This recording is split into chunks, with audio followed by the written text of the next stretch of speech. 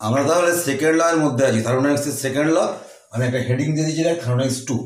তো আমরা আগের দিন যেটা করেছি সেটা হচ্ছে প্লাঙ্ক ক্যালভিনের স্টেটমেন্ট করেছি, প্লাঙ্ক ক্যালভিনের সেকেন্ড স্টেটমেন্টটা করেছি, যেটাতে বলা হয়েছিল যে একটা কী করে একটা ওয়ার্ক ডান থেকে আমরা এই হিট থেকে কী করে আমরা ওয়ার্ক করতে পারি, তাপ প্রয়োগ করে কীভাবে আমরা কাজ করতে পারি। মানে একটা ইঞ্জিন যদি চক্রীয় পদ্ধতিতে সাইক্লিক ওয়েতে যদি ক্রিয়ারত থাকে, ফাংশন করে, এবং সেটা যদি একটা মাত্র হিট রিজার্ভারের সাথে একটা তাপের উৎসের সঙ্গে যদি সংযুক্ত থাকে, সে কোনো কার্য করতে পারে না, সে ওয়ার্ক ডান করতে পারবে না। এবং perpetual motion machine of second কাইন্ডকে, দ্বিতীয় ধরনের যে শাশ্বত যন্ত্র, তাকে তার তৈরি করার যে প্রক্রিয়া সেটাকে ওইখানেই থামিয়ে দেওয়া হয়েছিল প্লাঙ্ক ক্যালভিন স্টেটমেন্টের মাধ্যমে। সেই পিএমএম অফ সেকেন্ড কাইন্ডটা কি বলেছিল? পিএমএম অফ সেকেন্ড কাইন্ড বলেছিল এমন একটা জাহাজ তৈরি করব যেটা সমুদ্রের জলের থেকে তাপ শোষণ করবে, এগিয়ে যাবে এবং বাকি তাপটা আবার সমুদ্রের জলেই আবার ছেড়ে দেবে। বা একটা ট্রাম এমন একটা তৈরি করা হবে যেটা বাতাস থেকে, অ্যাটমসফিয়ার থেকে হিট অ্যাবজর্ব করবে, কিছুটা হিটের কিছুটা পোর্শনকে ট্রামটাকে এগিয়ে নিয়ে যেতে সাহায্য করবে, অর্থাৎ ওয়ার্ক ডান করবে, এবং বাকি তাপটা, বাকি হিটটা কিন্তু আবার অ্যাটমসফিয়ারে বা পরিবেশে বা বাতাসে আবার ছেড়ে দেবে। প্লাঙ্ক ক্যালভিনের দ্বিতীয় মতবাদ বললো যে না, এরকম মেশিন কিন্তু তৈরি করা, এরকম ইঞ্জিন কিন্তু তৈরি করা সম্ভব নয়। এবং একটা তাপকে কার্যে রূপান্তরের যে আমরা কন্ডিশনকে দেখলাম, যে সবসময় এমন একটা সাইক্লিক ফ্যাশনে ক্রিয়ারত একটা ইঞ্জিন দরকার, যে ইঞ্জিনটা দুটো হিট রিজার্ভারের মধ্যে কাজ করবে, এবং দুটো হিট রিজার্ভারের টেম্পারেচারটা কিন্তু আলাদা আলাদা হবে, তাপের যথেষ্ট পার্থক্য থাকবে। এবং এতে কী হবে, এটাতে আমরা বুঝতে পারলাম যে আমরা কী করে আমাদের যে থার্মোডাইনামিক্সের মূল উদ্দেশ্য ওয়ার্ক ডান করা, এটা পরিষ্কার হলো। যে তাপ চাই, সেই তাপ এক নম্বর হচ্ছে কাজ পেতে গেলে তাপ চাই, এবং তাপের পুরো তাপটাকেই আমরা কার্যে রূপান্তরিত করতে পারবো না। মানে কোনো যন্ত্রের এফিসিয়েন্সি বা কর্মদক্ষতা, কোনো ইঞ্জিনের কর্মদক্ষতা কিন্তু এক হতে পারে না। মানে পুরো তাপটাকে কার্যে রূপান্তরিত করতে আমরা পারবো না, কারণ আমরা দেখলাম যে এফিসিয়েন্সিটা মানেটা কি, W/Q, অর্থাৎ work done by heat supplied. যে তাপটা দেয়া হচ্ছে, মানে যে কার্যটা সম্পন্ন হচ্ছে, যে তাপটা দেওয়া হচ্ছে, এই দুটোর অনুপাত W/Q বা W/Q। তাহলে এর মানটা, অর্থাৎ পুরো তাপটাকে আমরা পুরো কার্যে কনভার্ট করতে আমরা পারবো না। ধর যদি 100 ক্যালোরি তাপ দেওয়া হয় একটা ইঞ্জিনে, এবং সে যদি 60 ক্যালোরি ওয়ার্ক ডান করতে পারে, আমরা ইঞ্জিনটার কর্মদক্ষতা বলবো 60-এর 100 বা 60%। তাহলে এই কর্মদক্ষতা আমরা কার্নট ইঞ্জিনকে পড়লাম। কার্নট ইঞ্জিনের ক্ষেত্রে এফিসিয়েন্সি ইটা ইজিক্যাল টু হলো T-T/T, যেখানে ক্যাপিটাল টিটা হচ্ছে হায়ার টেম্পারেচার রিজার্ভার বা উচ্চ তাপমাত্রা তাপের উৎসের তাপমাত্রা, আর টি ডটটা হচ্ছে কি লোয়ার টেম্পারেচার রিজার্ভার বা কম তাপমাত্রা যে তাপের উৎস, অর্থাৎ সিঙ্কের তাপমাত্রা। টিটা সবসময় টি ডটের থেকে বেশি হচ্ছে, এবং মধ্যে ইঞ্জিনটা কাজ করছে। তাহলে এটা দেখলাম। এছাড়া কার্নট ইঞ্জিনের উপরে আমরা কমেন্টগুলোকে পড়লাম যে পিএমএম অফ ফার্স্ট কাইন্ড তৈরি করা যাবে না, পিএমএম অফ সেকেন্ড কাইন্ড তৈরি করা যাবে না, অ্যাবসলিউট জিরোতে পৌঁছানো সম্ভব নয়, পরম শূন্য উষ্ণতা অর্থাৎ 0 ক্যালভিন তাপমাত্রা সৃষ্টি করা সম্ভব নয়। আজকে এইটার জায়গাতে একটু ছোট্ট করে একটা জিনিস আমি একটু তোদের বলে দেবো। এটা জয়েন্ট এন্ট্রান্সের জন্য মূলত 11-এর পরীক্ষাতে আসার সম্ভাবনা নেই বললেই চলে। সেটা হচ্ছে রেফ্রিজারেশন। হেডিং দিয়েছিলাম রেফ্রিজারেশন। এই রেফ্রিজারেশন জিনিসটা কি? রেফ্রিজারেটর আমরা জানি, বাড়ির যে ফ্রিজগুলোকে আমরা রেফ্রিজারেটর বলি। আর এই রেফ্রিজারেশন যে সিস্টেমটা, এটা হচ্ছে সমস্ত রেফ্রিজারেশন, যেমন ধর বাড়ির যে এসি, যেমন ধর কোল্ড স্টোর, যেমন ধর বাড়ির ফ্রিজ, এগুলো সবই হচ্ছে রেফ্রিজারেশন। বা কোনো মেডিকেল ইকুইপমেন্টস, মানে কেমন না, যেমন যেগুলোকে কোনো ওষুধটাকে ঠান্ডা রাখতে বিশেষ একটা, যেমন ধর এই নোভেল করোনা ভাইরাসের একটা ভ্যাকসিন আসার কথা, সেটা -70 ডিগ্রি সেন্টিগ্রেডে প্রিজার্ভ করতে হচ্ছে। তাহলে এইটাকেও এই যেভাবে -70 ডিগ্রি সেন্টিগ্রেডকে ক্রিয়েট করা যায়, এগুলো হচ্ছে রেফ্রিজারেশনের আওতার মধ্যে পড়ে। এছাড়া কিছু জিনিসকে আমাদের বড় বড় গাড়ির ট্যাঙ্ক আছে, যেমন লিকুইড অক্সিজেন, লিকুইড নাইট্রোজেন, এগুলোকে কম তাপমাত্রাতে নিয়ে আসতে হয়, একটা জায়গা থেকে একটা জায়গায় যাওয়া আসা করতে হয়, সেক্ষেত্রেও কিন্তু আমাদের লাগে। আচ্ছা, একটু পরে আমি কথা বলছি, কারণ আমি ক্লাস করছি। হ্যাঁ।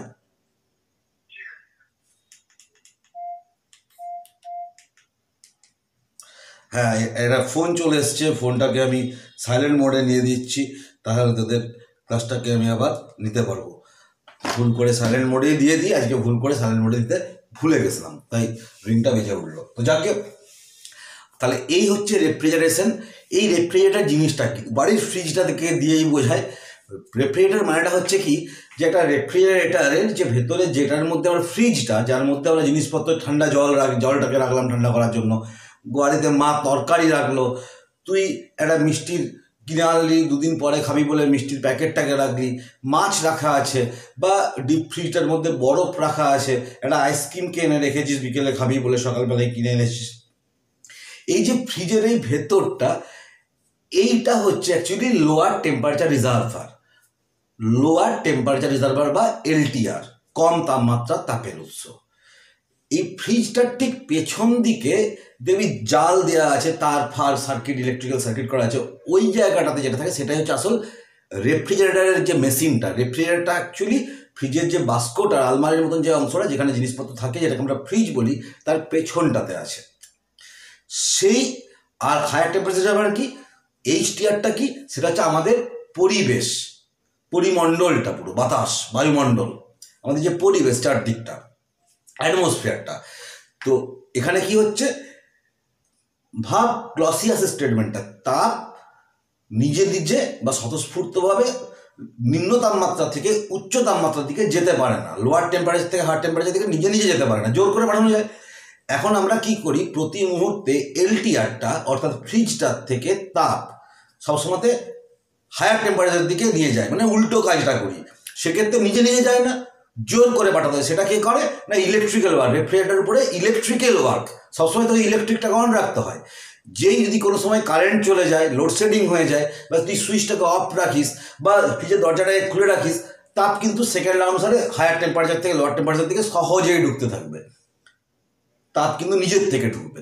আর তোকে জোর করতে হচ্ছে লোয়ার টু হায়ার তাপকে পাঠাতে গেলে সবসময় রেফ্রিজারেটরটাকে অন রাখতে হচ্ছে, ইলেকট্রিক সবসময় সাপ্লাই করতে হচ্ছে। জোর করে রেফ্রিজারেটর থেকে তাপকে আমরা হায়ার টেম্পারেচারে নিয়ে আসছি, এলটিআর থেকে এলটিআরের দিকে, এইচটিআরের দিকে নিয়ে আসছি। তো ব্যাপারটা কেমন, তাহলে এটা হচ্ছে ফ্রিজটা এলটিআর। এখানে তার পিছনে যে ফ্রিজের একদম গায়ে যেটা লাগানো থাকে সেটা আর দেখানো হয়েছে। কি করছে, আমরা ইলেকট্রিক্যাল ওয়ার্ক করছি, ডাব্লিউ দিচ্ছি, মানে রেফ্রিজারেটরের উপরে দিচ্ছি, ওটা এদিকে দেওয়া আছে, work done on the system.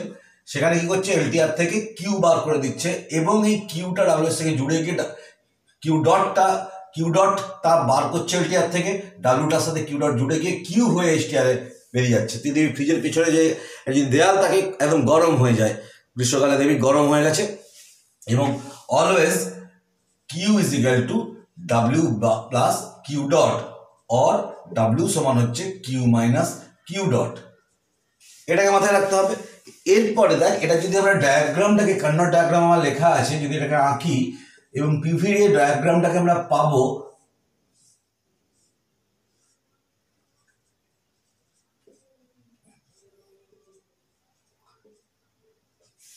একই রকমের কার্নট সাইকেল, কিন্তু চক্রটা জাস্ট উল্টো দিকে কাজ করছে, জাস্ট উল্টো দিকে চক্রটাকে কাজ করতে হবে। এবং স্টার্টিং পয়েন্টটা এখানে কিন্তু ডি, স্টার্টিং পয়েন্ট কিন্তু এইটা হচ্ছে স্টার্টিং পয়েন্ট,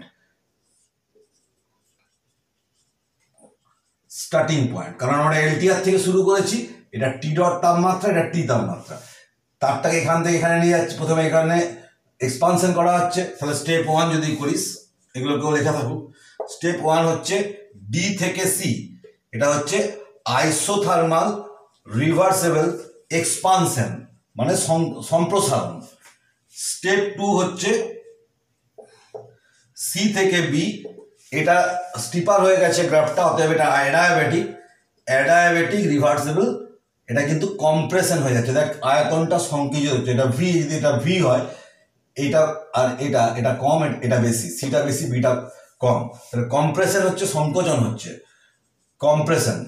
আচ্ছা, স্টেপ 3 বি থেকে এ, এটা আবার আইসোথার্মাল রিভার্সেবল, এটাও কম্প্রেশন। আর স্টেপ 4টা হচ্ছে কি, এ থেকে বি, এটা হচ্ছে এক্সপানশন হচ্ছে, এ থেকে ডি, এটা হচ্ছে অ্যাডায়াবেটিক রিভার্সেবল, এটা এক্সপানশন হচ্ছে, আবার সংকোচন হয়ে গেছে, সংকোচন হয়েছে। আর একটা রেফ্রিজারেটরের ক্ষেত্রে এফিসিয়েন্সির মান এখানটা আগে বড় একটা তোরা লেখে নে, আমাকে মুছতে হবে এই জায়গাটাকে, তোরা লেখে নে বা স্ক্রিনশট নিয়ে নে, আমার এটাকে বোঝাতে হবে। এই জায়গাটাকে মুছে দিলাম, স্ক্রিনশট নেবার জন্য ছেড়ে দিয়ে মুছে দিলাম। সেটা হচ্ছে এফিসিয়েন্সি, এটা ফ্রিজের এফিসিয়েন্সি কিভাবে গণনা করবি। এফিসিয়েন্সিকে ফ্রিজের সাইজে প্রকাশ করা হয়, ইটা না। ইঞ্জিনের ক্ষেত্রে ইটা, আর রেফ্রিজারেটর এফিসিয়েন্সি কিন্তু সাই। এই সাইটা সমান হচ্ছে কি কিউ ডট বাই ডাব্লিউ, অর্থাৎ heat extracted by work supplied. বাংলায় বললে হয় কি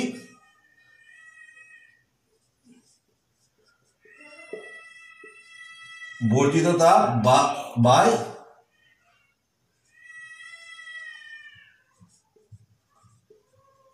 সরবরাহকৃত কার্য, লিখে দিই একদম ডাইরেক্ট, ওয়ার্ক সাপ্লাইড, সরবরাহকৃত কার্য। তাহলে অতএব এই সাই সমান হচ্ছে কিউ ডট সমান হচ্ছে কি কিউ ডট সমান কিউ ডট, ডাব্লিউ সমান হচ্ছে কিউ মাইনাস কিউ ডট।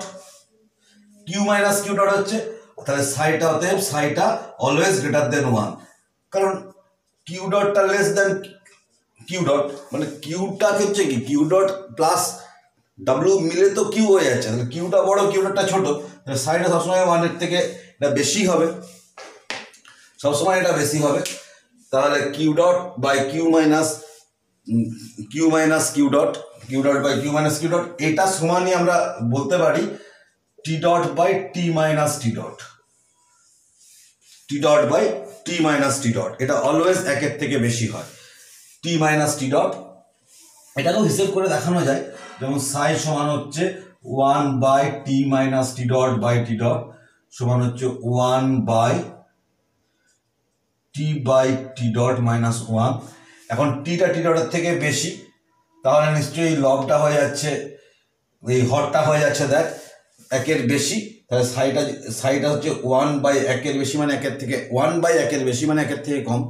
ধর 2 কি 3 কি 5 যদি হয়, এটা কিন্তু কম। বুঝতে পারলি? আমি আরেকবার বলছি দেখ, এটা সমান সাই সমান টি ডট বাই টি, মানে এইটার সঙ্গে একদম সিমিলারিটি রেখে দেখবি কার্নোট ইঞ্জিনেও তাই লিখেছি, এটার সাথে এটা হলো T dot by T minus T dot. তাহলে টি ডটটাকে নিচে নামালাম 1 by T minus T dot by T dot, 1 by T dot আর minus T dot by T dot মানে 1। তাহলে টিটা এখন টি গ্রেটার দেন টি ডট, এটা আমরা জানি। তাহলে টি মাইনাস টি ডটটা 1-এর বেশি, তাহলে 1-এর বেশি মাইনাস 1 মানে একটা পজিটিভ ভ্যালু, সেটাকে 1-এর সঙ্গে যখনই আমরা রিভার্স করবো তখন সেটা 1-এর থেকে কমই হবে অলওয়েজ, এটা পজিটিভ ভ্যালু যেহেতু, এবং সেটা হচ্ছে 1-এর বেশি যেহেতু মান, তাহলে সে সময় সেটা সবসময়তে একটা 1-এর বেশি মান দেবে। এটা দেখা গেছে, এটা অবজার্ভ ফ্যাক্ট, সাইটা অলওয়েজ 1-এর থেকে বেশি হয়, সাই অলওয়েজ 1-এর থেকে বেশি হয়। এই প্রসঙ্গে একটু কথাকে বলে দিই, এই মানটা এই কিউ মাইনাস কিউ ডটের মানটা কিউ ডটের থেকে বেশি হবে, কিউ মাইনাস কিউ ডটের মানটা কিউ ডটের থেকে বেশি হয় বলেই ঘটনাটা ঘটে, এটা পর্যবেক্ষণ। তাহলে এখানে হচ্ছে সাইয়ের মান, সাইটা অলওয়েজ গ্রেটার দেন 1, এবং এই জন্য রেফ্রিজারেটরটাকে ইঞ্জিন বলা হয় না, কারণ ইঞ্জিনের এফিসিয়েন্সি সবসময় 1-এর কম, আর রেফ্রিজারেটরের ফ্রিজের এফিসিয়েন্সিটা 1-এর বেশি, সেটা এটা ইঞ্জিন নয়। একদম পরিষ্কার লিখে দিবি, রেফ্রিজারেটর কোনো ইঞ্জিন নয়, refrigerator is not an engine, একদম খুব পরিষ্কার লিখে দিবি। ঠিক আছে, আমরা পরের পার্টে চলে যাচ্ছি, জায়গাটাকে মুছে দিচ্ছি।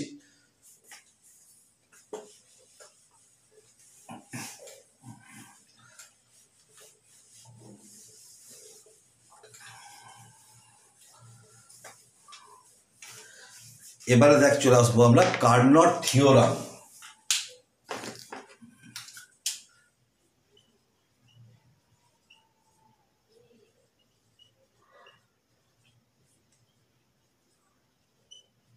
কার্নট উপপাদ্য, প্রথম থিওরাম দেখ, ফার্স্ট থিওরাম, প্রথম উপপাদ্য। প্রথম উপপাদ্যটা কি বলছে? প্রথম উপপাদ্য বলছে একটা রিভার্সিবল ইঞ্জিন একটা ইরিভার্সিবল ইঞ্জিনের থেকে অধিক কর্মদক্ষ। আমি লিখে দিচ্ছি, একটি পরাবর্ত ইঞ্জিনের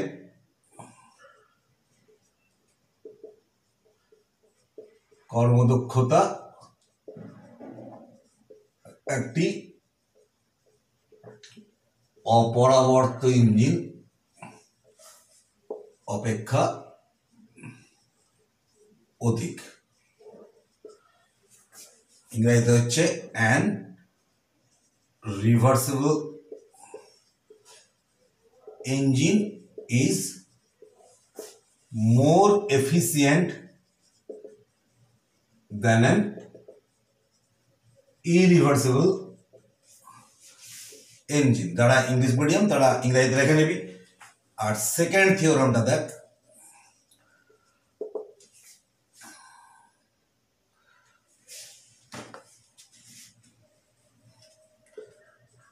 দুটি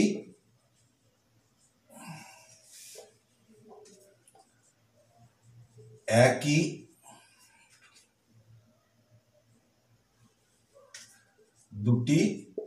নির্দিষ্ট তাপমাত্রা সীমার মধ্যে ক্রিয়ারত সকল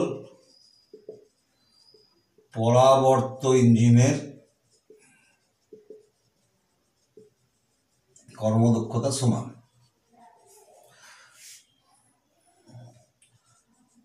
All reversible engines are equally efficient working between two same temperature limits। লেখানে বাংলা মিডিয়াম ইঞ্জিনিয়ার ব্যাপারটাকে একটু বলে দিই। একটা পরাবর্ত ইঞ্জিনের কর্মদক্ষতা একটা অপরাবর্ত ইঞ্জিনের অপেক্ষা বেশি হয়, স্বাভাবিক। পরাবর্ত ইঞ্জিন বা রিভার্সেবল ইঞ্জিন তো অলওয়েজ হাইপোথেটিক্যাল, মানে ধর এটা একটা এইচটিআর টি আর এটা একটা এলটিআর টি ডট, ধর দুটো ইঞ্জিন এখানে দেখাচ্ছি।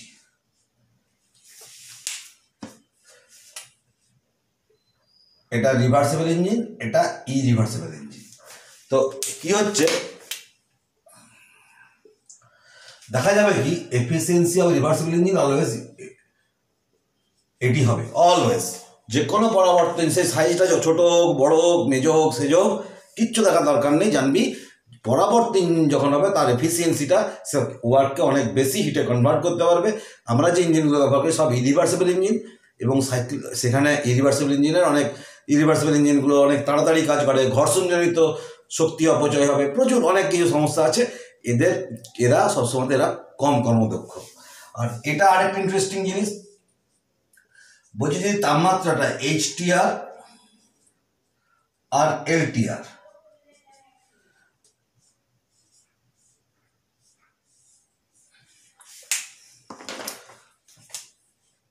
রিভার্সেবল ইঞ্জিন 1 রিভার্সেবল ইঞ্জিন 2 দুটো রিভার্সেবল ইঞ্জিন একই তাপমাত্রা সীমার মধ্যে কাজ করছে টি আর টি ডটের মধ্যে, তখন এই দুটোর সাইজ ফাই ফ্যাক্টর নয়, এদের এফিসিয়েন্সি অলওয়েজ সেম হবে। R1 এর এফিসিয়েন্সি আর R2 এর এফিসিয়েন্সি সেম। তাহলে এখন একটা প্রশ্ন করি ছোট, তোরা একটা ভাববি, ভেবে আমাকে হোয়াটসঅ্যাপে গ্রুপটাতে তোরা ভয়েস মেসেজ করে উত্তর দিবি। আমি প্রশ্নটা বলি, একটু মন দিয়ে শুনে নে। দেখবি আমরা যে বাইক যারা চালাই, বাবা তোদের অনেকের বাবা বা কাকু দাদা চালাতে পারে, স্কুটি মেয়েরা দিদি বা নিজেরাও কেউ কেউ চালাতে পারিস, বা নিজেরা বাইক চালাতে পারিস ছেলেরা। তো এই যারা বাইকের ক্ষেত্রে যখন তেল কিনতে যাওয়া হয় তখন ওটা তেল বা যখন আলোচনা করা হয় তোর বাইকটা কেমন, এরকম একটা কথা চালু আছে যে আমার বাইকটা 40 তেল দেয়, কাউকার বাইকটা 60 তেল দেয়। এই যে 60 তেল দেয় 40 তেল দেয়, এটা একটা আমাদের বাংলার একটা টার্ম, একটা হাস্যকর ব্যাপার। যদি এটা ইউরোপ বা ইংল্যান্ডে গিয়ে যদি বলে যে আমাদের গাড়িটা 40 তেল দেয়, মানে হচ্ছে গাড়িটাই পেট্রোল পাম্প, সে আবার তেল দেয়। কিন্তু আমরা এটা অন্য সেন্সে ব্যবহার করি।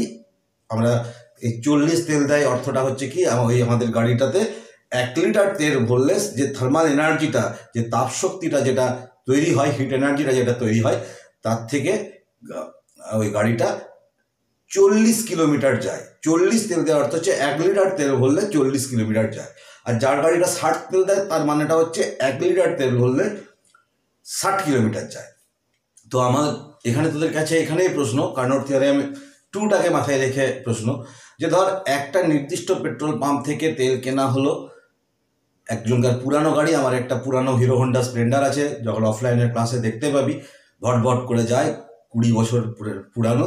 সে আমার যখন আমি জাস্ট কলেজ থেকে বেরিয়েছি সেই সময় নিজে টিউশন পড়িয়ে কিনেছি, সেখানে ওটা এখনও বিক্রি করিনি, রেখে দিয়েছি যত্ন করে। এটা আমার খুব মায়ার গাড়ি।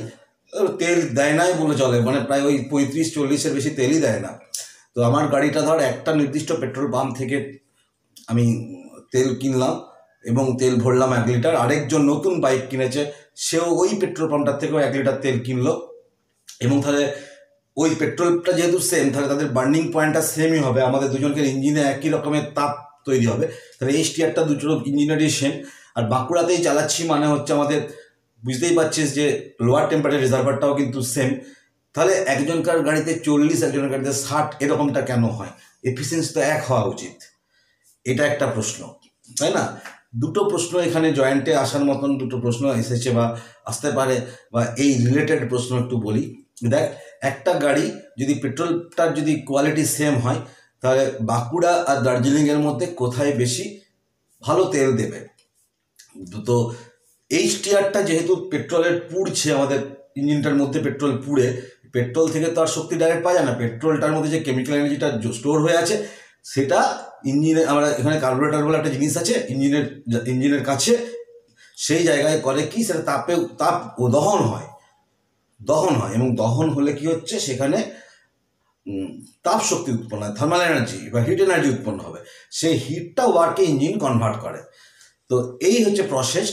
তো যদি বাঁকুড়া আর দার্জিলিং দুটোর ক্ষেত্রে কিন্তু তাপ, এই যে HTRটা উচ্চ তাপমাত্রার যে তাপের উৎসটা, অর্থাৎ ইঞ্জিনে যে পেট্রোলটা পুড়ছে সেম, কিন্তু বাঁকুড়ার LTRটা বাঁকুড়ার ক্ষেত্রে বেশি, দার্জিলিংয়ের ক্ষেত্রে যথেষ্ট কম। গ্রীষ্মকালে ধর বাঁকুড়ায় 50 ডিগ্রি টেম্পারেচার উঠে যায়, সেখানে দার্জিলিংয়ে 7, 8 কি 10 ডিগ্রি থাকে। তাহলে বুঝতেই পারছিস যে তাপের যে তাপমাত্রার যে পার্থক্যটা দার্জিলিংয়ের ক্ষেত্রে অনেক বেশি, তাই না?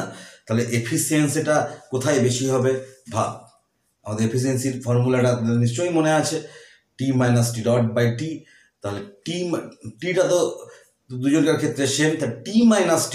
এটা কিন্তু দার্জিলিংয়ে বেশি, বাঁকুড়ায় কম। স্বাভাবিকভাবেই দার্জিলিংয়ে অনেক বেশি তেলটা দেবে, বাঁকুড়ায় তেলটা কম দেবে। আবার একই লজিকে বাঁকুড়াতেই গ্রীষ্মকালে তেলটা কম দেবে, কিন্তু ওই গাড়িটাই বেশি দূর ছুটবে শীতকালে, কারণ T - T. Efficiency is equal two T - T./T। সেটা সবসময় লবটা কিন্তু নিউমারেটরটা কিন্তু বেড়ে যাচ্ছে, তাই তো? এইগুলো রিলেটেড প্রশ্ন। আরেকটা যে প্রশ্নটাকে করলাম, সেই প্রশ্নটার উত্তরটাও কিন্তু তোরা কার্নোট থিওরাম দিয়ে ভাবিস এবং আমাকে দিস।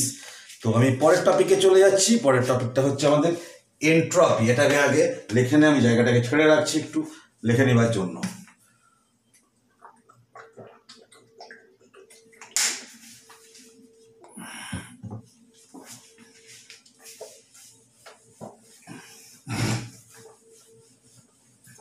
আমি পরের টপিকটায় যাচ্ছি, এন্ট্রপি।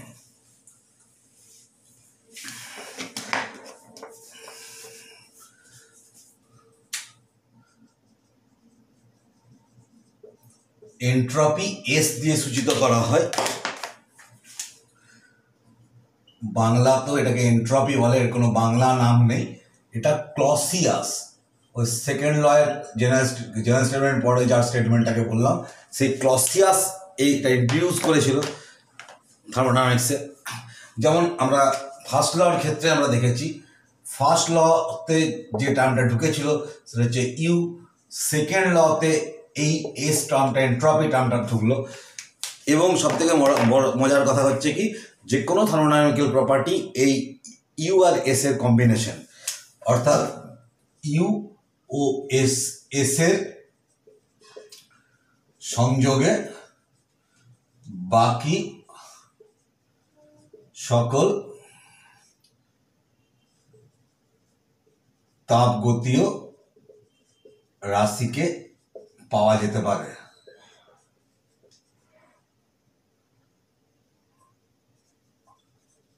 মানে ইংরেজিতে অল আদার থার্মোডাইনামিক্যাল প্রপার্টিজ আর the combination of U and S. যারা ইংরেজিতে লিখছিস তারা লেখে নিবি এইভাবে। তাহলে এইটা এন্ট্রপিটা ক্লসিয়াস ইন্ট্রোডিউস করেছিল। তো এন্ট্রপি জিনিসটা কি, হোয়াট ইজ এন্ট্রপি? তো এই এন্ট্রপি হচ্ছে অর্ডার অফ র্যান্ডামনেস বা ক্যাওটিকনেস বা ডিসঅর্ডারনেস। ইংরেজিতে তিনটে টার্মই চলে, আমরা এখানে বলবো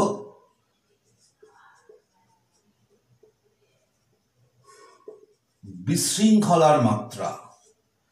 ভেরি ইন্টারেস্টিং টার্ম, বিশৃঙ্খলা। মানে থার্মোডাইনামিক্সে কোন জায়গায় চলে যেত, তোদেরকে আমি বলছিলাম থার্মোডাইনামিক্স পড়ানোর সময়, সেকেন্ড ল পড়ানোর সময়, যে এটা সমস্ত বিজ্ঞানের বিভিন্ন শাখায় পড়ানো হয়। এই যে এন্ট্রপি, এটা কিন্তু এটা একটা অদ্ভুত ব্যাপার। একটা সিস্টেমের ক্যাওস, বিশৃঙ্খলা মাপার কিন্তু জন্য ব্যবহার হয়। সোশ্যাল সায়েন্সেও কিন্তু এর ব্যবহার আছে, সমাজ বিজ্ঞানের ক্ষেত্রে। তোদের দেখবি একজন বন্ধু হচ্ছে বাবা মার কথা শোনে না, কাউকার বন্ধু বান্ধবের কথা শোনে না, পাড়ার লোককে কেয়ার করে না, স্যারদেরকে কেয়ার করে না, কোনো কাউকে কেয়ার করে না, খুব রাফ অ্যান্ড টাফ। তার মানে তার নিশ্চয় এমন একটা স্টেটের মধ্যে দিয়ে যাচ্ছে যার এন্ট্রপিটা অনেক বেশি, অর্থাৎ তার মধ্যে ক্যাওস, বিশৃঙ্খলা, ডিসঅর্ডারনেস, বিশৃঙ্খলাটা খুব বেশি। আবার যে একটু স্থির নম্র ভাবনা চিন্তা করে কাজ করে, যেখানে যেটা দরকার হয় সেটা করে, তার ক্ষেত্রে কিন্তু এন্ট্রপিটা কন্ট্রোল আছে। অর্থাৎ তার ক্যাওস বা বিশৃঙ্খলার পরিমাণ কিন্তু যথেষ্ট রকমের কম। অর্থাৎ এন্ট্রপিটা মাপা হচ্ছে কি জন্য না, একটা সিস্টেম কত বেশি ডিসঅর্ডার, কত বেশি বিশৃঙ্খল, কত বেশি ক্যাওটিক মানেও বিশৃঙ্খল। র্যান্ডমনেস, আমরা বাংলায় দেখি র্যান্ডাম বলি, ওই র্যান্ডামটাই র্যান্ডাম থেকে এসছে। মানে এই বিশৃঙ্খলার পরিমাপ কিন্তু আমরা করি এই এন্ট্রপি দিয়ে। একটা সিস্টেম, এখানে একটু কথা বলার আছে, যে একটা সিস্টেম কিন্তু স্বতঃস্ফূর্তভাবে অর্ডার স্টেট থেকে ডিসঅর্ডার স্টেটের দিকে কিন্তু ধাবিত হয়। যে কোনো সিস্টেম মানে স্বতঃস্ফূর্ত বা স্পন্টেনিয়াস বা স্বতঃস্ফূর্ত প্রক্রিয়া যদি হয়, স্পন্টেনিয়াস প্রসেস যদি হয়, সেখানে যে প্রসেস যদি হয়, সেই প্রসেসে একটা সিস্টেম অর্ডার স্টেট থেকে ডিসঅর্ডার স্টেটের দিকে নিজেই ধাবিত হয়, নিজেই কিন্তু ধাবিত হয়। তাহলে সবাইকার টেন্ডেন্সি হচ্ছে বিশৃঙ্খলার দিকে যাওয়া, কেউ এর বাইরে নয়। এখন দেখবি একটু বড়রা, ধর আমরা, তোদের থেকে অনেক বেশি সুশৃঙ্খল, অর্ডারটা অনেক বেশি। কেন? আমাদের লাইফস্টাইলের মধ্যে। কারণ আমার উপরে যত তুই বড় হবি, তত তোর উপরে সমাজের যে বিভিন্ন রকমের প্রেশার, এখানে এক্সটার্নাল ফোর্স, বাহ্যিক যে বল, সেটা অনেক বেশি ক্রিয়াশীল হবে। তোরা অনেক বেশি ইজিলি যে কাজটা করতে পারিস, সেটা আমরা বড়রা সেই কাজটা কিন্তু করতে পারি না। আমাদেরকে ভাবতে হয় যে আমার এত ছাত্রছাত্রী কী ভাববে, আমার ছেলে মেয়েরা কী ভাববে, আরও পাড়ার লোকে কী ভাববে, এত কিছু ভাবনা মাথায় রেখে কিন্তু আমাদেরকে প্রতিটা মুহূর্তে কাজকর্ম করতে হয়। সেই জন্য আমরা অনেক বেশি আমাদেরকে অর্ডার থাকতে হয়। কিন্তু এটা কাউকে টেন্ডেন্সি নয় যে এরকম এই অর্ডার থাকাটা, এটা কিন্তু সায়েন্স। এখানে কোনো আবেগের ব্যাপার নেই, ইমোশনের ব্যাপার নেই। আর আমি বারবার বলেছি, অফলাইনে যখন পড়াবো তখন বলবো, আমার ইমোশন বিশেষ নেই। আমি লজিকের বাইরে বেরোই না, কথা বলি না এবং ভাবিও না। অ্যাকচুয়ালি কোনো কেউ, ধর আমাকে দিয়ে বলি যে আমি একটু এখন যে অর্ডার আছি, এই যে অর্ডারটা আছে, এটা কিন্তু আমার ন্যাচারাল টেন্ডেন্সি নয়। আমার উপরে অনেক বেশি এক্সটার্নাল ফোর্স আছে বলে কিন্তু আমাকে এই অর্ডার বা সুশৃঙ্খল জীবনযাপন করতে হচ্ছে। এই ফোর্সটাকে যদি সরিয়ে নেওয়া হয়, তাহলে কিন্তু আমি এখন অর্ডার থাকবো না। যদি আমাকে ধর, যেমন আমি খুব বাইরে ঘুরতে ভালোবাসি, আমি ফ্যামিলি নিয়ে বাইরে ঘুরি, বন্ধুদের সাথে বাইরে ঘুরি, আমার বন্ধুদেরও 2-3টে টিম আছে, ওদেরকে নিয়ে বাইরে ঘুরি। এই ধর আমার কলেজের বন্ধুরা, যখন আমরা বাইরে এখনও ঘুরি, আমার একটা টিম আছে, আমরা বাইরে যখন ঘুরতে যাই, এই যেমন জাস্ট লকডাউনে তোদের ক্লাস শুরু করার আগে ফেব্রুয়ারি মাসে ছাঙ্গু ঘুরে এলাম। এই যখন আমরা বন্ধুরা ঘুরতে যাই, তখন কিন্তু এত অর্ডার তো থাকি না, তখন অনেকটা তোদের মতন এই কাজকর্ম করি, তাই না? মজা করি, অনেকটা বেশি এক্সপোজ করি নিজেকে, এগুলো কিন্তু করি। কিন্তু আমাকে যখন আমার নিজের সারাউন্ডিংসের মধ্যে থাকতে হয়, বাঁকুড়ায় থাকতে হয়, আমাকে বাড়িতে থাকতে হয়, আমার পরিচিত সার্কেলের মধ্যে থাকতে হয়, তখন আমাকে অনেক বেশি অর্ডার থাকতে হয়, এবং এটা সবাইকার ক্ষেত্রে কিন্তু অ্যাপ্লিকেবল। তো এর এর মাপটা করা হয় এন্ট্রপি দিয়ে, বিশৃঙ্খলার পরিমাপ।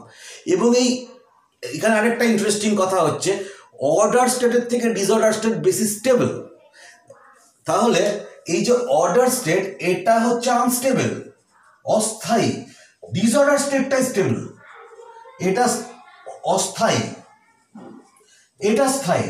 অর্থাৎ এটা তো মূল কথা সায়েন্সের, একটা সিস্টেম সবসময় সেদিকেই নিজে যাবে যেখানেও বেশি স্টেবল হবে। তো ব্যাপারটাকে দেখবি তোদের একদম সেই বছরের শুরুতে, যখন সেশনের শুরুতে, মানে আমাদের যখন শিক্ষাবর্ষের শুরুটাতে, যখন আমাদের নতুন বই কেনা হয়, খাতা কেনা হয়, দেখবি যে পড়ার টেবিলটাকে কী যত্ন করে সাজিয়ে রাখিস। এদিকে ফিজিক্সের বই, কেমিস্ট্রির বই, বায়োলজির বই, ম্যাথামেটিক্সের বই, বাংলার বই, ইংরাজির বই, খাতাগুলো, টিউশনের খাতা আলাদা, বাড়ির খাতা আলাদা, যদি কেউ বাড়ির কোনো স্যারের কাছে পড়িস তার খাতার একটা আলাদা তাক, এরকম করে থাকে করে সাজিয়ে রাখিস, তাই না? যত দিন যায় ঘেঁটে গেল, এই বইয়ের নিচে খাতা, খাতার নিচে বই, শেষে দেখবি বইটাকে খাতাটাকে খুঁজেই পাচ্ছিস না। 4-5 দিন পর টেবিল ফেবিল চলে গেল, খাটের মধ্যে শুয়ে পড়া শুরু করলি, বালিশের তলায় খাতা ঢুকে গেছে, পেলি না, খাটের কোণে পড়ে গেছে, খাতা পাচ্ছিস না, বই পাচ্ছিস না, এক কাণ্ড।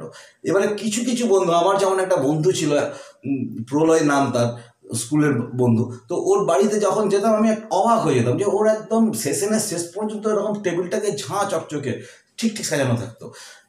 এই যে যারা এরকম সাজিয়ে রাখে, তাদেরকে প্রত্যেকদিন পরিশ্রম করতে হয়, মানে এক্সটার্নাল ফোর্স দিতে হয় সাজিয়ে রাখার জন্য। এক্সটার্নাল ফোর্স যদি না থাকে, এটা সবসময় কখন যে ঘেঁটে যাবে এর জন্য কোনো ফোর্স অ্যাপ্লাই করতে হবে না, তুই টেরও জাস্ট পাবি না, এবং আরও স্টেবল থাকবে। মানে ওই ঘেঁটে যাওয়াটাই স্টেবল, স্থায়ী। নিখুঁতভাবে সাজানোটা কিন্তু আনস্টেবল, ওটা বেশি দিন থাকবে না, ওটা ঘেঁটেই যাবে। সব থেকে স্টেবল হবে যদি টেবিলটাকে উল্টে দিস, খাতা চারদিকে খাতা বই ছড়িয়ে গেল, এইটা হচ্ছে সব থেকে স্টেবল। তাহলে একটা system always spontaneously stable state থেকে আনস্টেবল স্টেট থেকে স্টেবল স্টেটের দিকে যায়, অর্থাৎ অর্ডার স্টেট থেকে ডিসঅর্ডার স্টেটের দিকে সবসময় ধাবিত হয়। এবং যত ডিসঅর্ডারনেস বাড়ে তত এন্ট্রপি বাড়ে। তাহলে একটা স্পন্টেনিয়াস পদ্ধতিতে সবসময় এন্ট্রপিটা বৃদ্ধি পায়। তার মানে একটা স্পন্টেনিয়াস পদ্ধতিতে কিন্তু ডেলএস, মানে এন্ট্রপির পার্থক্য ডেলএস, এটা কিন্তু অলওয়েজ পজিটিভ। এবং সবথেকে মজার ব্যাপার, এটা হচ্ছে ক্রাইটেরিয়া অফ স্পন্টেনিটি, ক্রাইটেরিয়া অফ স্পন্টেনিটি বা স্বতঃস্ফূর্ততার শর্ত। এটাই স্বতঃস্ফূর্ততার শর্ত, ক্রাইটেরিয়া অফ স্পন্টেনিটি, ডেলএস। এটাকে তোরা পুরো বড় একটাকে লেখে নে, পরে আমি ম্যাথমেটিক্যাল ডেফিনেশনে চলে আসছি। তাহলে এবার এন্ট্রপিটা লজিক্যাল ফর্ম গেল, এটা ডেফিনেশন গেল, তাহলে এটা ম্যাথামেটিক্যালি এন্ট্রপিকে কীভাবে বার করবি তো দেখা যায়। এই বড় একটাকে আমি মুছে দিচ্ছি, আমি ম্যাথামেটিক্যাল ডেরিভেশনে চলে যাচ্ছি।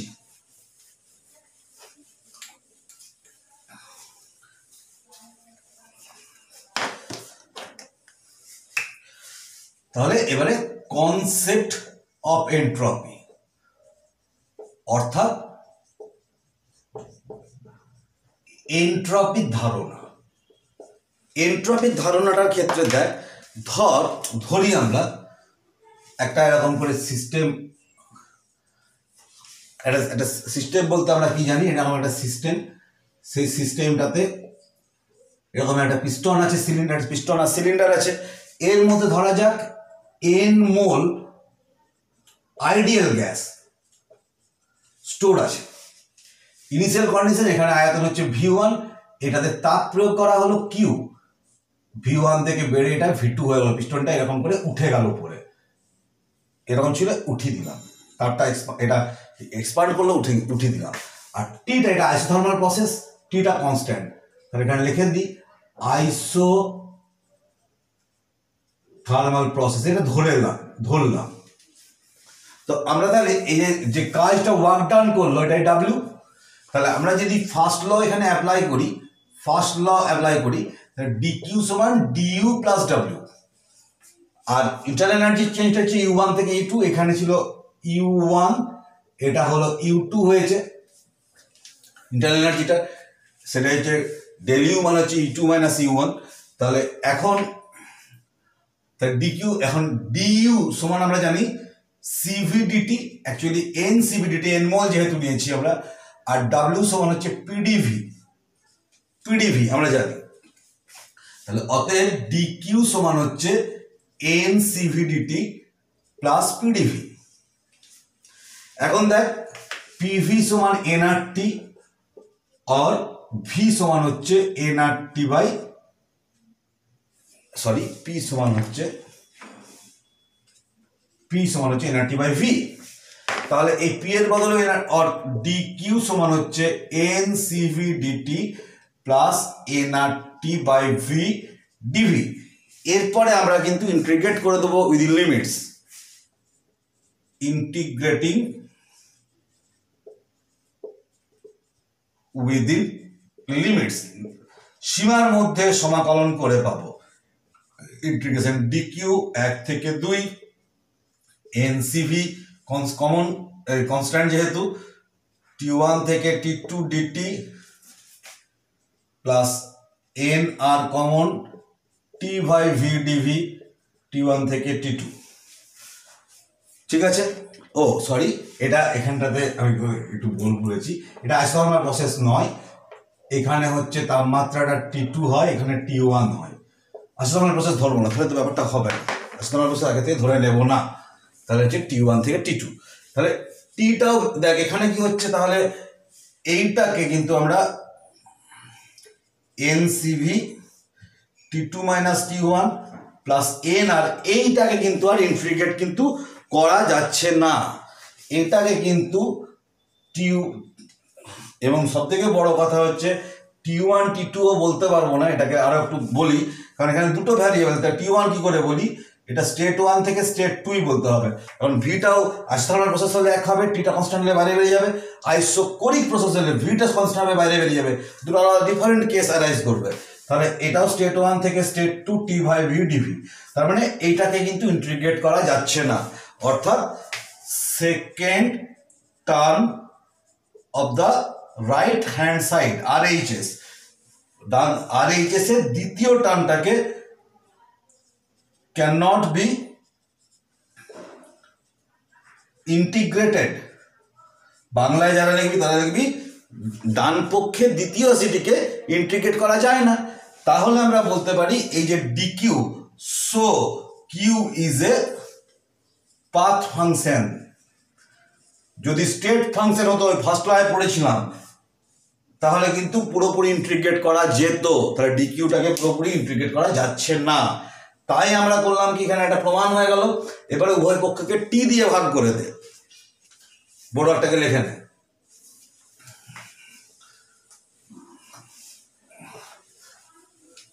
আমি ছেড়ে রাখছি, স্ক্রিনশট নিয়ে নিতে বলেছি বারবার, যারা পরে ভর্তি হলি পয়সা ছেড়ে রাখছি, স্ক্রিনশট নিবি, দিয়ে খাতায় তুলে নিবি, স্ক্রিনশট ফেলে রাখলে চলবে না কিন্তু, কখন মোবাইল হ্যাক আমাকে পরে কিন্তু আর চাইলে ক্লাস পাবি না, এটা বারবার কিন্তু আমি বলে দিয়েছি, অনেক জায়গায় বলে দিয়েছি, খাতায় তুলে রাখতে হবে। তো সেটা হচ্ছে, এবার দেখ এবার হচ্ছে কি, তাহলে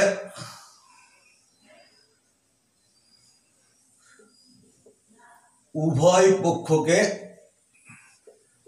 টি দিয়ে ভাগ করে পায়, উভয় পক্ষকে কিন্তু আমরা এবারে কিন্তু but the equation is divided by t we get, but the equation is divided by t, তারপরে কমা দিয়ে উই গেট, যদি টি দিয়ে ভাগ করি বা উভয়কে টি দিয়ে ভাগ করে পাই কি, তাহলে টি দিয়ে ভাগ করে দিই, স্টেট 1 থেকে স্টেট 2 ডিকিউ বাই টি, টি এটাকেও করে দিচ্ছি সমান এনসিভি 1 বাই টি ডিটি T1 থেকে T2 প্লাস এন আর, দেখ টি দিয়ে ভাগ করে দিলে, এটাকে টি দিয়ে ভাগ করে টি কেটে যাবে, তাহলে শুধুমাত্র একটা ভেরিয়েবল 1 বাই ভি ডিভি হয়ে গেল। এইটা সমান হচ্ছে কি, পুরোপুরি ইন্টিগ্রেট করা হচ্ছে এনসিবি সমান ln T2 বাই T1, এনসিবি ln T2 by T1 plus n R ln V2 by V1, আর ডিকিউ বাই টি স্টেট 1 থেকে স্টেট 2 এটাকে বলা হচ্ছে ডেল এস। এটা হচ্ছে অঙ্কের জন্য কাজে লাগবে, ভালো করে লিখে রেখে দাও সবাই। T2 নিচের অংশটাকে মুছে দিচ্ছি, তাহলে ডেল এস এন্ট্রপির পরিবর্তন, ডেল এস হচ্ছে এন্ট্রপির পরিবর্তন সমান কি হলো, ডেল এস সমান হলো ইন্টিগ্রেশন 1 থেকে 2 ডিকিউ বাই টি, এবং পুরোপুরি ইন্টিগ্রেট করা যাচ্ছে, অতএব S is a state function. এসটা স্টেট ফাংশন, তাহলে কোন পথে, মানে তোর ধর এটা একটা T1 V1, এই স্টেটটা হচ্ছে T2 V2, এটা ইনিশিয়াল স্টেট প্রাথমিক অবস্থা, এটা ফাইনাল স্টেট অন্তিম অবস্থা। এই পথেই যা কি এই পথেই যা, পাথ 1 এটা path 2, del S always same, যে পথেই পরিবর্তন সম্পন্ন হোক, যেহেতু এটা একটা স্টেট ফাংশন, স্টেটের উপর ডিপেন্ড করছে, পথের উপর নয়। তাহলে ডেল এস সমান হলো এটা, ম্যাথামেটিক্যালি এটা। তাহলে ডেল এস এর সংজ্ঞা, ডেফিনেশনটা কি হবে, সংজ্ঞাটা হচ্ছে কি, ডেল এস এর সংজ্ঞাকে যখন যেখানে ঠিক করবি একদম সংজ্ঞাটা খুব ইন্টারেস্টিং এবং ঠিক ঠিক করে দিতে হবে।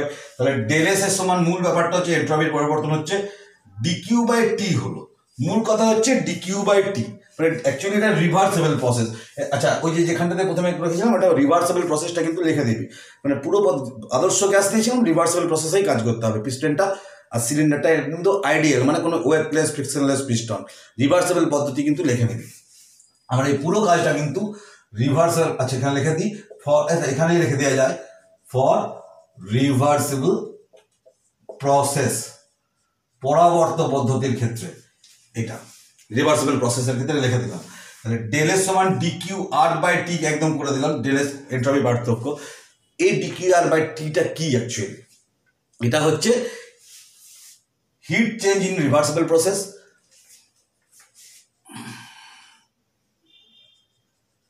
পরাবর্ত পদ্ধতিতে তাপের পরিবর্তন বাই যে তাপমাত্রায় এই পরিবর্তন সম্পন্ন হয়।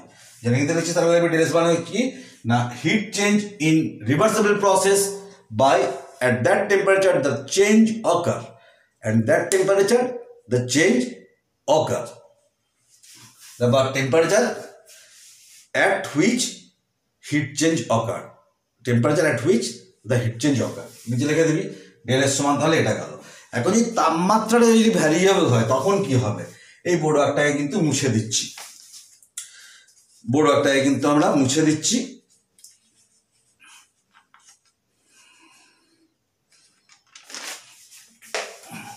এই বোর্ডারটাকে মুছে দিয়ে আমি পরের জায়গাটাতে চলে যাচ্ছি।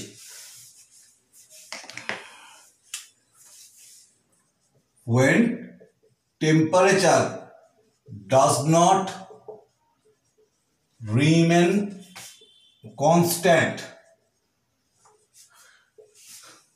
যখন তাপমাত্রা স্থির থাকে না, মানে একটা পদ্ধতি যাচ্ছে, এখান থেকে এখানে গেল, এখান থেকে এখানে গেল, এখান থেকে এখানে গেল, এখান থেকে এখানে গেল, এই বিভিন্নভাবে যাচ্ছে। তো এখানে T1 হলো, ধর এখানে T2, T3, T4, এরকম ভাবে চেঞ্জেসটা হয়ে যাচ্ছে। সেক্ষেত্রে তখন আমরা কি করব, সেক্ষেত্রে ডেল এস সমান করব কি, dq1 by T1 plus dq by T2 plus dq3 by T3, প্রতিটার ক্ষেত্রে dq কিউ আর তাপ আর তাপমাত্রার অনুপাত বার করবো, যোগ করবো, মিটে যাবে। এটা গেল। এক্ষেত্রে আরেকটা আমি ডিএস এর ভ্যালুকে আমি তোদেরকে এখানে আমি বলে দিই, সেটা হচ্ছে কিন্তু যখন সিপিসিভি দেবে, সিপিসিভি তোদেরকে আমি বলেছিলাম, তাহলে সেক্ষেত্রে অনেক আমরা ডিকিউ আর সমান হচ্ছে এনসিপিডিটি, এনসিপিডিটি, ডিকিউ আর সমান এনসিপিডিটি, মানে যখন এটা স্থির চাপে যখন ব্যাপারটা হবে তখন ডেল এস সমান কিন্তু হবে ডিকিউ আর বাই টি, মানে এনসিপি, দেখ ইন্টিগ্রেশন টি, আচ্ছা এনসিপিটাকে বার করে দিই, ইন্টিগ্রেশন T1 থেকে T2 1/t dt সমান nCp ln T2/T1 del S সমান অর। এই ব্লকটাও কিন্তু করে রাখ। এই নিচের অংশটাকে আমি জায়গা ছেড়ে রাখলাম, স্ক্রিনশট নেবার জন্য, দরকার থাকলে নে। এটাও কিন্তু জয়েন্ট, এই জায়গাটা কিন্তু এটা জয়েন্টের জন্য খুব গুরুত্বপূর্ণ। আগেরটা ডেফিনেশনটা এইচএস এর জন্য মানে 11 এর জন্য, এই পার্টটুকু জয়েন্টের জন্য কিন্তু তোদেরকে বলে রাখলাম, এটা কিন্তু এটা করে রাখবি। আরেকটা এন্ট্রপি সম্পর্কে বলি, যেহেতু ডেল এস সমান হচ্ছে dqr/t, তাহলে when dqr is equal two 0 অর্থাৎ অ্যাডায়াবেটিক প্রসেস মানে রুদ্ধতাপীয় পদ্ধতি,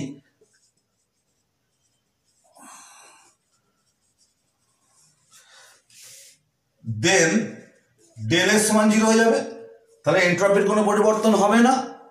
ডেল এস সমান 0 মানে কি, অতএব S2 সমান S1, S2 সমান S1 মানে হচ্ছে কি, এটাকে বলবো আমরা আইসো এন্ট্রপিক প্রসেস,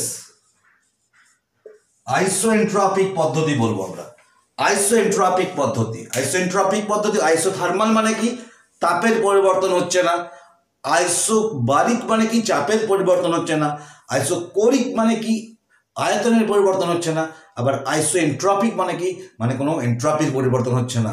অর্থাৎ অ্যাডায়াবেটিক রিভার্সেবল পদ্ধতিতে এন্ট্রপির পরিবর্তন হয় না বলে এটাকে বলা হয় আইসো এন্ট্রপিক প্রসেস। একদম লিখে নিবি রিভার্সেবল অ্যাডায়াবেটিক প্রসেস। এটা আর তো লিখে দিয়েছি, এখানে লিখে দিই রিভার্সেবল অ্যাডায়াবেটিক প্রসেস। এটা হচ্ছে ডেল এস সমান 0, S2 সমান S1। ঠিক আছে, তাহলে এন্ট্রপি ম্যাথামেটিক্যাল ডেরিভেশন পর্যন্ত হলো। পরের দিনের পরের পার্টটাকে করবো, খুব ইন্টারেস্টিং জায়গা থার্মোডাইনামিক্স এবং ম্যাথামেটিক্যাল, মন দিয়ে কর, যার যা প্রশ্ন থাকবে করে ফেলবি। বারবার বলছি চেপে রাখিস না। তাহলে আজকে এখানে শেষ করছি, বাই।